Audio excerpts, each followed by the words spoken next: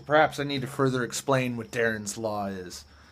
I mentioned a little while ago that Darren's Law is much like Godwin's Law. Godwin's Law is the longer you argue with somebody, sooner or later, as the argument continues, the chances of you being compared to Hitler or a Nazi reaches 100%.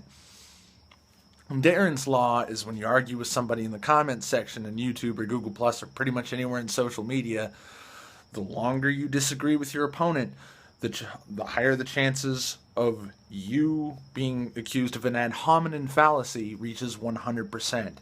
Now, in my last video, I don't feel like I really adequately explained what an ad hominem attack is. I was so pissed off then, just like I am now, and I went on a little bit too much about the nature of how cursing figures into an ad hominem fallacy.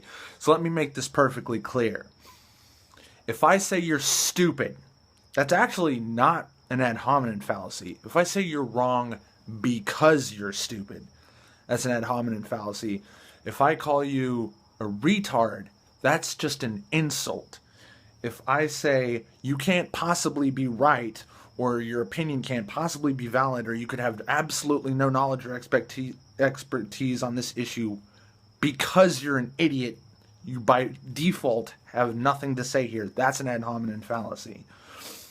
Saying a white person has no right to talk about race is an ad hominem fallacy, ironically, since the person who pissed me off tonight, being the fucking 17th person this goddamn week already to accuse me incorrectly of an ad hominem fallacy, I have to come out and explain that because that person was a feminist. Here we are again. If I call you stupid, that's actually not an ad hominem fallacy. That's just a flagrant insult.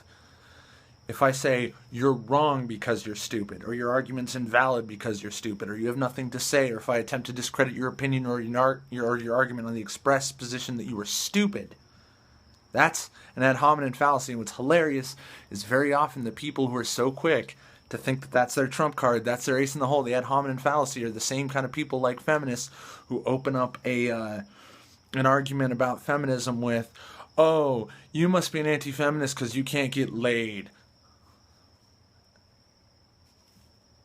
What is that, ladies and germs? Ad hominem fallacy. For fuck's sake, these people. I've had enough. I've had enough.